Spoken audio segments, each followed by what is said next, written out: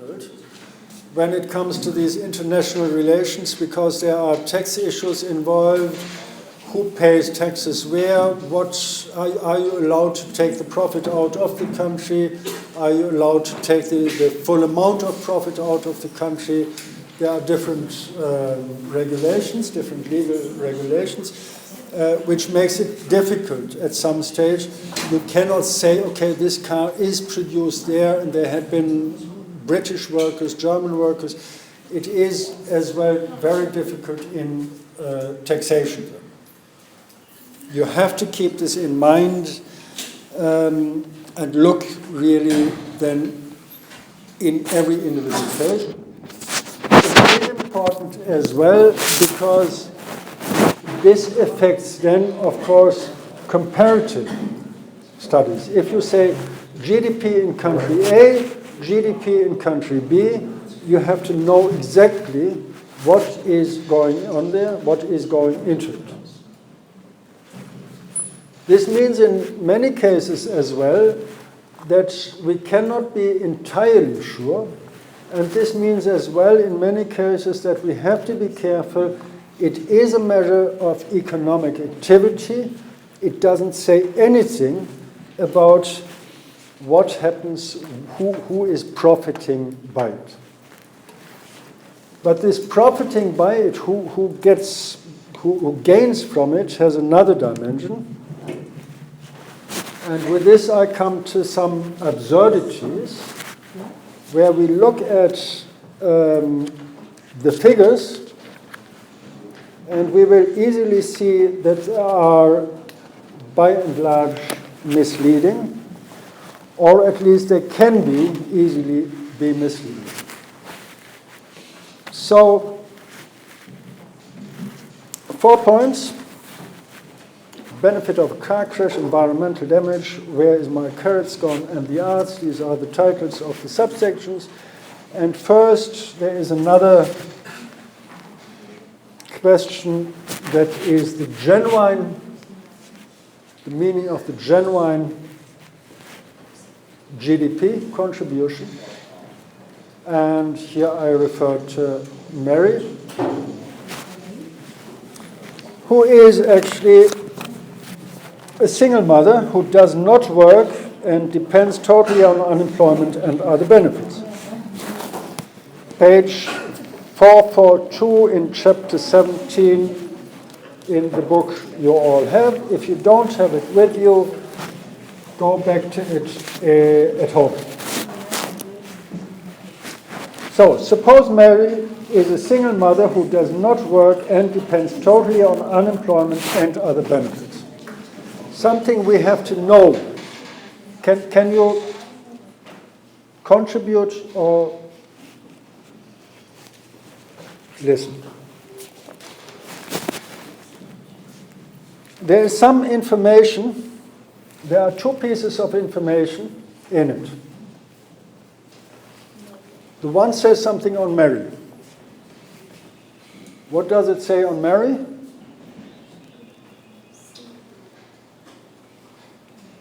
Mary has at least 1 child, because Mary is mother, and there is something that may be relevant of the fact that she is mother.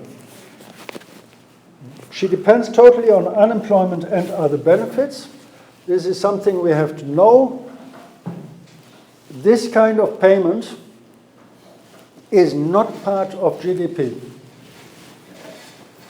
It's simply disregarded there, which is problematic in its own terms, something we have to know and we have to accept.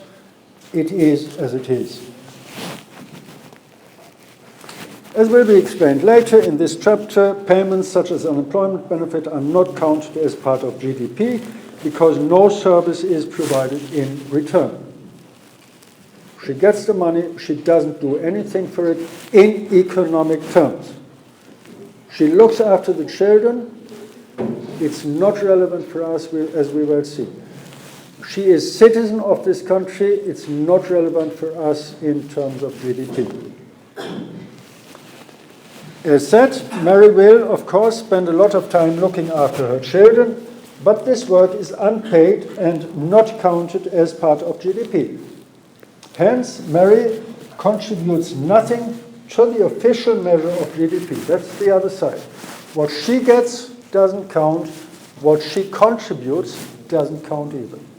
She contributes looking after her children. She is not sitting there and waiting that the day is over. She rears up the children, which is something, but it's not relevant in terms of the GDP.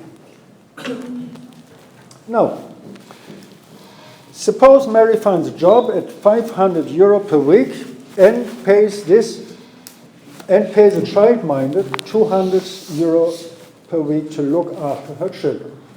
Now we have a completely different situation.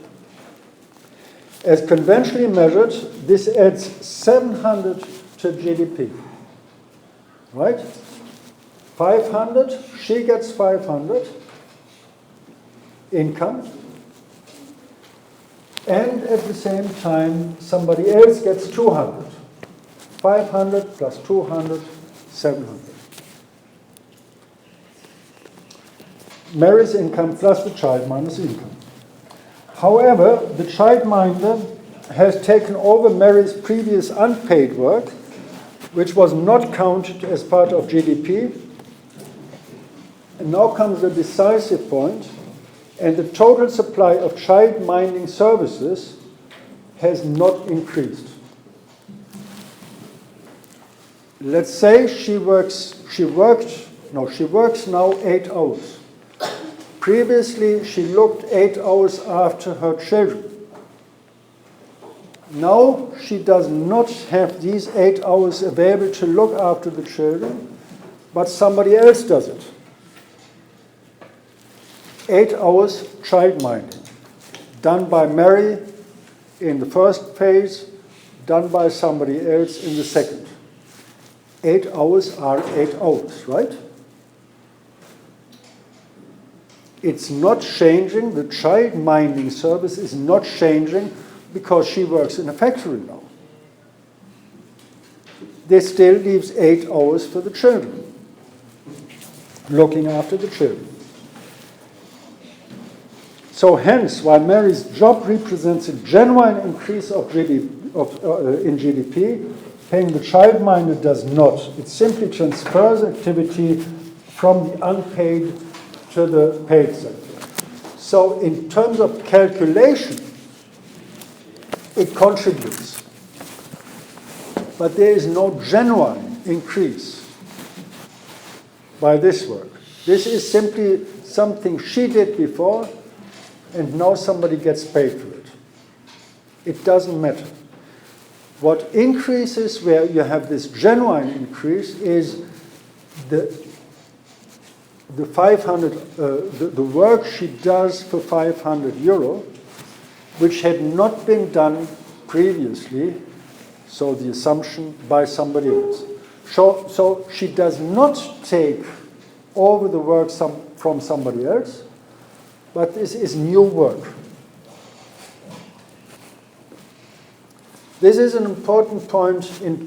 It calculates 700 to the GDP, but the genuine contribution, the really new value that is created, goes only back to the 500, meaning to Mary's work. This is very important to know, because we can say as well, the other way around, the GDP, looking at the GDP, it underrepresents the work. No, it overrepresents the work. No, underrepresents the work Mary did before. She did this work. She didn't get any money for it.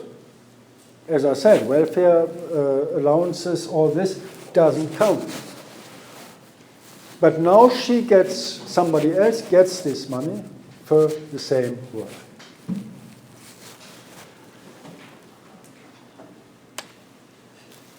As I said, there are these absurdities when it comes to GDP. and GNP actually the same. We look at what is done in a society, in an economy, during a period of 1 year. We are looking at the economic activities. I mentioned it frequently, I think I mentioned it already today again, use value, exchange value. The use value you see on these photos, you can say it's a negative use value. We have damage. Every time you switch on the engine of your car, you have emission. It's the heat of the car, it's the emission if you have a petrol engine. It's not good for us. It's not good for our environment. Now you can say, but we are so advanced, we have electrical engines, and actually there is no pollution.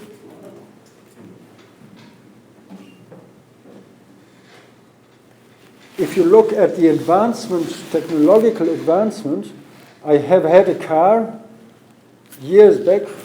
I started the engine, and there was a huge dark cloud in the back. If you have a modern car, you start the engine, there's nothing. You don't see that the engine, that there's anything coming out of it. It comes, believe me, but much less than it did. Now the electrical engine, there is no pollution in this sense of immediate pollution from the engine. It's the heat and stuff, yes. The pollution is here. You still have to create, you still have to produce the electrical energy.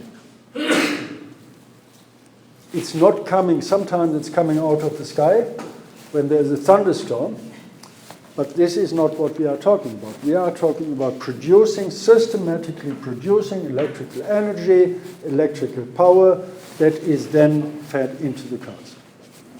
Batteries used by the cars. Pollution. Instead of having it here, top left, you have it here, bottom right.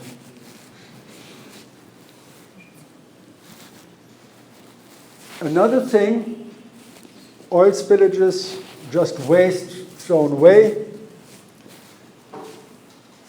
We have to clean it. It's good for the economy. It is as good for the economy as this. It's good for the economy. Because it is an economic activity. It's bad for the environment, it's good for the economy.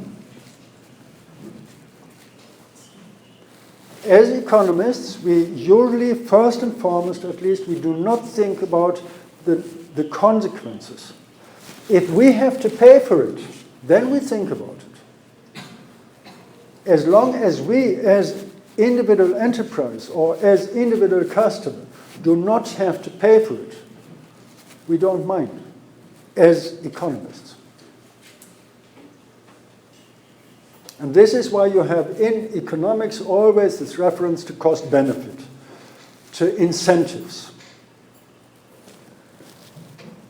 I remember in Ireland, they introduced, you had to pay, I don't know exactly, 10 cents, I think, for plastic bag.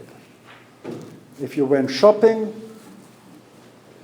they asked you, before they asked you, no, they didn't ask you. They said, here's the plastic bag, to put the stuff into it. Take 2 plastic bags, it doesn't matter. Now they had government obligation, they had to ask every customer, if you want to have a plastic bag, you have to pay 10 cents. It was, I don't know the statistics, it was a huge reduction of the use of plastic bags. Because 10 cents is not much money. 0.1 yuan is not much money. If you go every day shopping and use 2 plastic bags, you can calculate how much you pay over the year just for the convenience of a plastic bag, because you are too lazy or you don't have one of these beautiful BCC bags or whatsoever.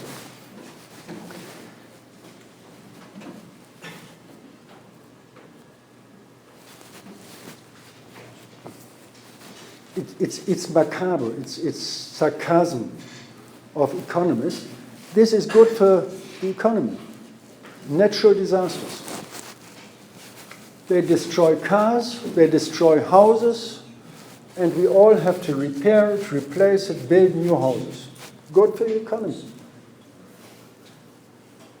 Of course it is a drama. If you are sitting in a house and you just see your car is washed away by a flood, and in 5 minutes later you have the water standing in your living room, you won't say, but it's good for the economy. Great. You will just start to cry, or I don't know what. But you will definitely not say, that's okay, my contribution to the economy. So keep this in mind. There are different standards. And this is, of course, something that is relevant on the different levels. It's relevant for a national economy. We need energy. We can't say, well, it's all so dirty, let's just stop it. We don't produce any electricity, we don't drive anymore, we just stay at home. Switch off the light, and that's it. We can't. We have to produce. For producing, we need energy. For keeping warm, for keeping cold, we need energy. And then, of course, it goes down to the individual level. I do this now. I don't know how often I did it today. It's our individual responsibility. We don't need the curtains being closed and the artificial light, electricity, being switched on. Sometimes we need it. I hope it's okay still there with you. Sometimes it's a matter of sight. I need more light than people who have a really good sight. But we can decide in many cases as individuals. How much do we need? Do we have to go by car, by individual car, for 100 meters to go to buy cigarettes, to buy coffee, or just to visit a friend? Can we walk there? Do we need, and this is another dimension of this decision, do we need private cars? Everybody needs a private car, or can we use public transport? Private goods, public goods. It makes a difference. Does everybody have to go by private car, owning a private car, going by car to the same place as 3 other people? Or can you say, actually we take one car, we share. We go there at the same time anyway. Or actually nobody has a car, we take the metro, we take the bus, whatsoever. Economic terms and another dimension of terms, and this of course matters as well when we go back to what I said, the 2 issues. I mentioned the one, public goods, private goods, common pool resources, and toll goods. It matters how we organize the distribution of goods. Political decision. Another thing that comes to play in economics, as I said, in the strict sense, all this is good for us. And we looked at it, I think it was the 3rd or the 2nd lecture, when we said the core of economics is about production and distribution of goods. We don't mind how it is working out. It's about individuals exchanging and looking for this balance. This is the proper, we talked about it, I mentioned it in the first semester, homo economicus. Only thinking about his, her own individual advantage entering the market. In this kind of rational behavior. I look what is cheapest and that's what I'm going for. Now we said there are at least these three other dimensions to it. Institutions matter. Institutions is an enterprise where things are pooled. If I work on my own, I produce most likely more emission because I cannot organize things really in the proper way. There is so much waste. If I do it in a properly organized way, in an enterprise, I can say, okay, this enterprise has a different way of dealing with these resources. Another dimension of institutions, it's the state, regulations. You can produce, looking at the bottom right, you can produce, but you have to make sure that the emission is reduced. Built-in filters into the process of production. Which is a matter of social choice. What do we want? Profitable production or the production with respect in favor of something that may be called public good? Are we looking simply at the increase of GDP, or are we looking as well at the distribution? GDP as a figure that simply measures the economic activity does not say how much do you get and how much do you get. You may get 99%, you may get 1%, you may get 50%, and you may get 50%. It's a huge difference in real life. In terms of GDP, it's no difference. It's 100. And then we have behavior, as I said, switch off the light. Don't say it's so much energy to go there, and I have to invest the energy. If it burns or not, if the light is switched on, it doesn't matter. So you will come as well to the question of externalization of cost. If somebody else pays, the light is switched on or not, I don't pay, somebody else does.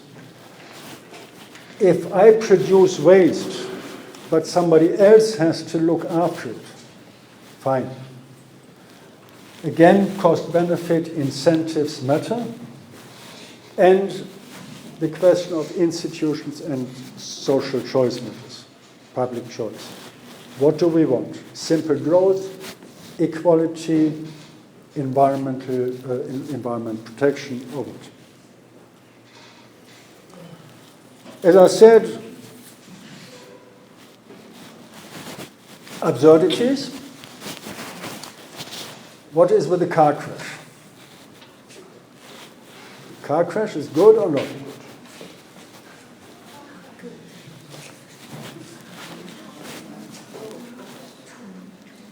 You have here the car, and you have a second car, and they crash together.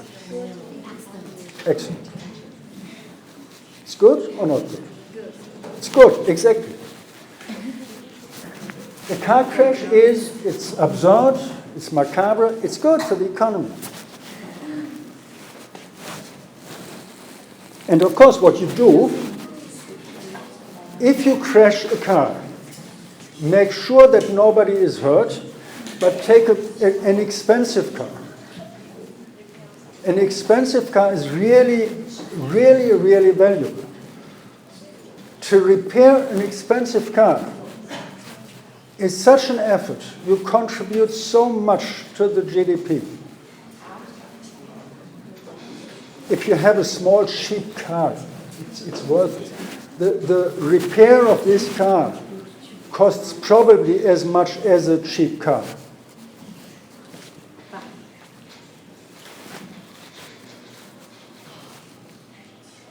And then, of course, the best is crash it completely, unrepairable. So you buy a new car, which is even better than repairing it. Contribute, always act responsible, crash your car, crash an expensive car. It's stupid. The idea is stupid, but this is the idea of this part of economics. Produce as much as you can, produce as valuable as you can, and that is important. This is what we calculate. We are not interested in the use values. We are not interested in the use value that actually would say, I can use the car for many, many, many years. And we have, in reality, the fact, of course, an accident is always sad and kind of affecting us immediately. We may like our car so much, there's always the serious danger of being injured. So don't crash your car. Just don't do it. Try to avoid it. But in real life, you find many examples where actually something is produced to fail. There are evaluations made, and I don't know the figures. I may put a film onto the blackboard. I didn't watch it myself yet. But actually, if you buy a printer for the computer, they say after 3 years it fails. And fails mean fatal failure. Throw it away. Throw it, it's broke. After 3 years, they build something in that after 3 years it's broke. This is a rough estimation. You may be lucky, you can use it 4 years. You may be unlucky, you can use it only 2 years.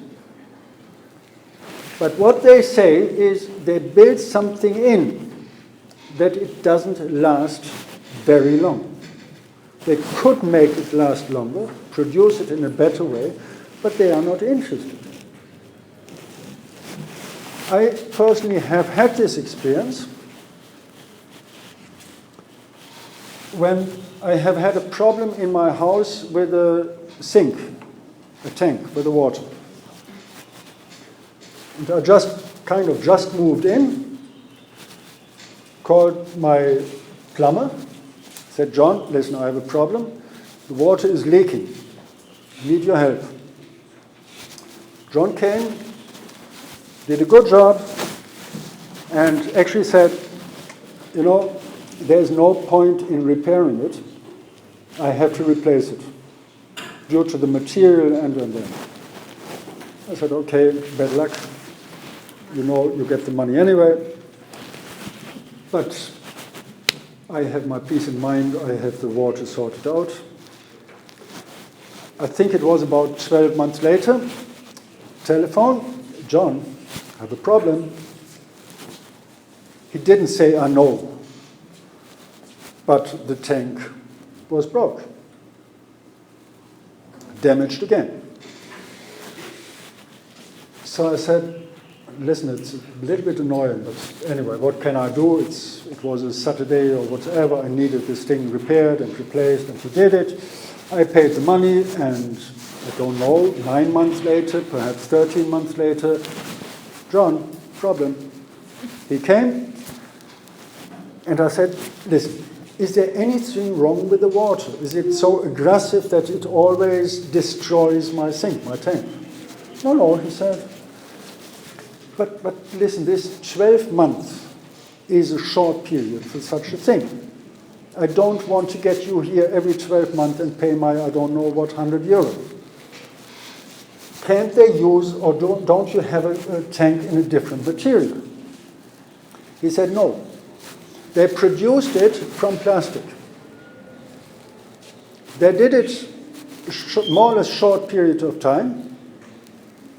And then they said, we don't sell any tank, any sink anymore. We sell them once, and that's for lifetime, and nobody comes back. So they changed back to, I think it's copper. You go there every 12 months or something like it, you buy a new one, it's exchanged. It's good for the economy. It's not good in any other terms. It's definitely not good in terms of the environment. It's good for him. He has a job. It's good for producing these things. Some other people get the job. But there is no real point in it. Now, another question. Over time, people have come to rely more on market-produced goods and less on goods that they produce for themselves.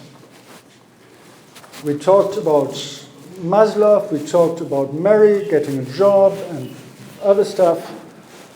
For example, busy people are the problem. People don't have time. With high incomes, rather than cleaning their own houses, hire people to clean their houses by itself. And now we are looking for the question of what does it do to the GDP. First proposal, it causes the GDP to fall. Why?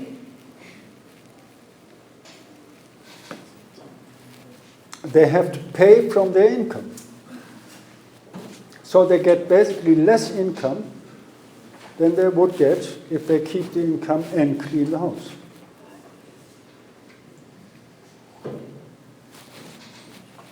I see some people are not really happy with it. It doesn't change the GDP. At the end, somebody works there, somebody works there. It's all the same.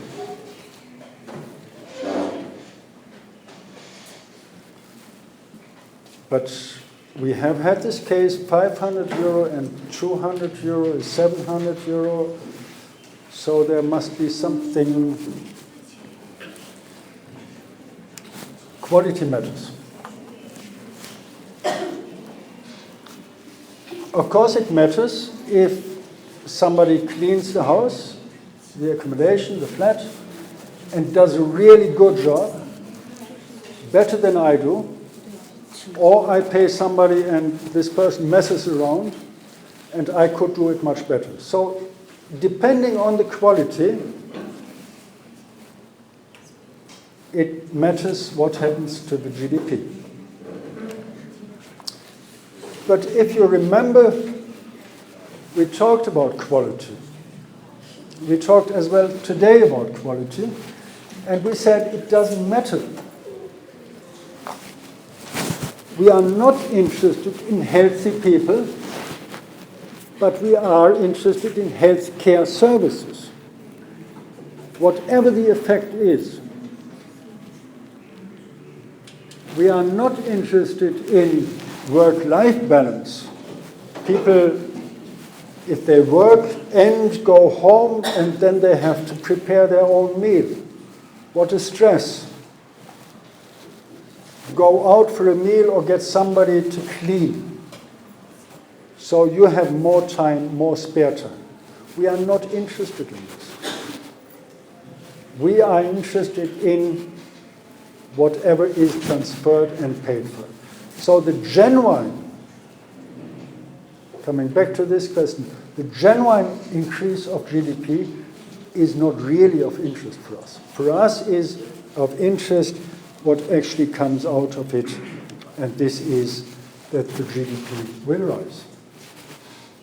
We have a good income, we save time. This is what happens. What is important for us is not anything else than that we spend part of this money for somebody to clean the house.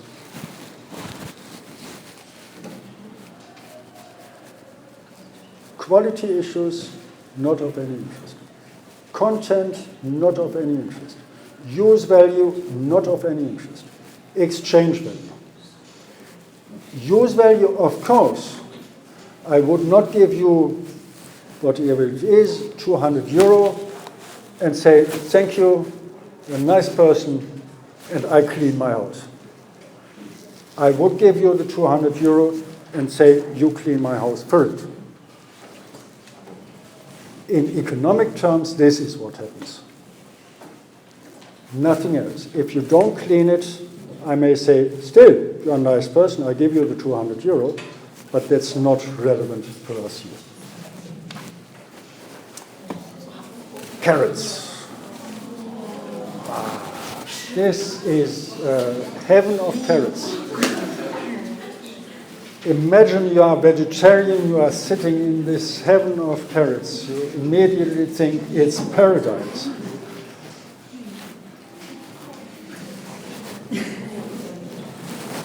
But we are not interested in paradise. We leave this to others. And we are actually not really interested in carrots, but we are interested in GDP.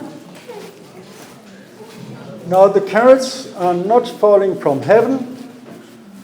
They are not provided by the rabbit, but they have to be produced, and they have to be produced by the farmer. Can you listen? They have to be produced by the farmer.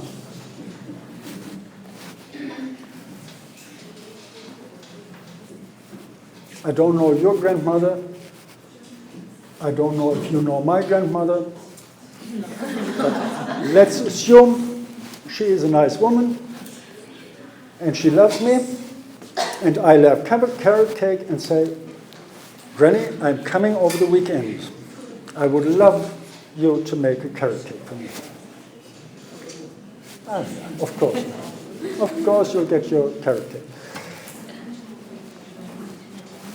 Where does the carrots go in terms of GDP? Always think it's the final product.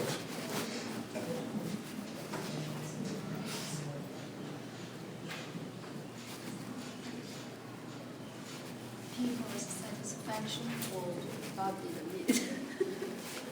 People's satisfaction, yeah. The satisfaction by this carrot cake. Happiness, Bentham. In GDP, we are not really interested in happiness, in my happiness, in anybody else's happiness. Of course, we are if I buy something, but actually I don't buy anything, because grandmother buys the carrots, and she bakes the carrot cake for me, and then I'm happy. But this makes me even more happy that Granny doesn't ask me, carrot cake, one piece, 10 yuan. No, I get it for free. Granny loves me. I love Granny. I give her a big hug afterwards, and that's it. Granny has much money. She doesn't have to bother about buying carrots. But the farmer, this is the final product. The farmer sells it to the end consumer, and as it is Granny, or even if it's Granny who produces this carrot cake, this carrot cake is not the final product. The final product is the carrots from the farmer. Actually, Granny lives just around the corner. Next weekend, Granny, do you have time? Carrot cake? Ah, of course. So I get another carrot cake. And Granny is very patient, and after half a year, every week, seeing me, hearing me, turning up, she says, Peter, you know I love you. There's a bakery around the corner. Buy a carrot cake. Buy 2 pieces, one for me as well.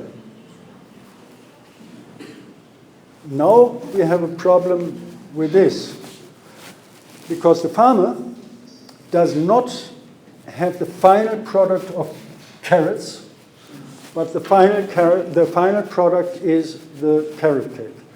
And this is now distributed via the market.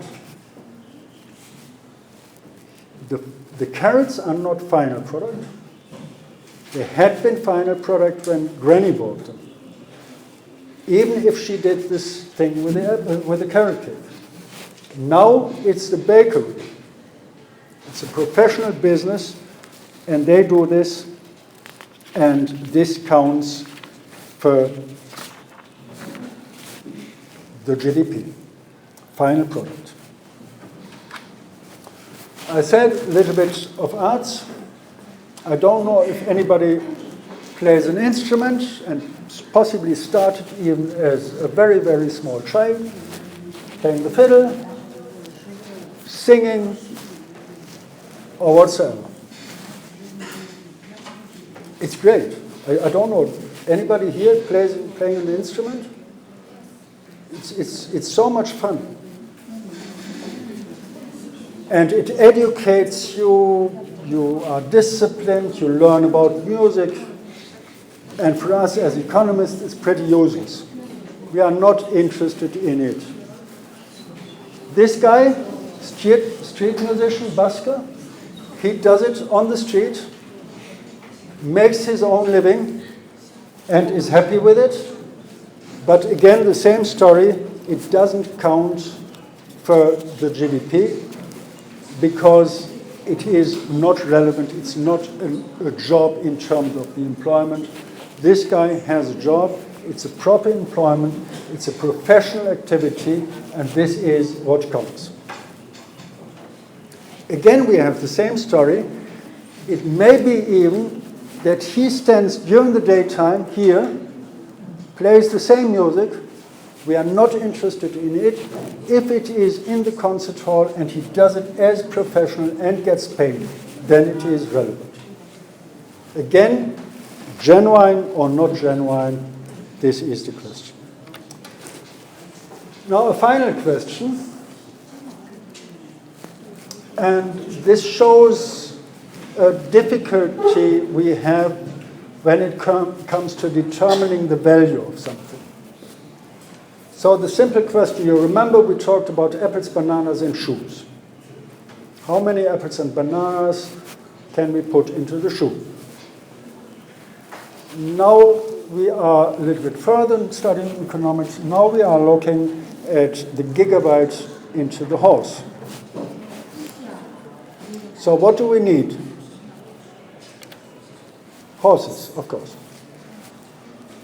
Because we want to put the gigabyte into the horses, right? What's gigabyte? Gigabyte is this thing on the computer, the storage place, something. Gigabyte. Gigabyte and horse. There are no relationship. That's the question. Maybe you are right, but okay, we have the horses. And then we have the gigabyte. This is what the information, the space information needs on a computer. It's a very old computer. It has even a steering wheel there. And I don't know how many gigabytes it is. It's probably not much. But now we have to think about how to get this into the horses. Any idea? Ask them to open the mouth wide and eat it. Cut them open, put it into it, and close it. Cars, the performance of cars is measured in horsepower. If you look at a modern car to the end, this is what happens. According to The Economist, a high-end car, meaning a super duper more expensive car, for instance, has the digital horsepower of 20 personal computers and generates 25 gigabytes of data per hour driving.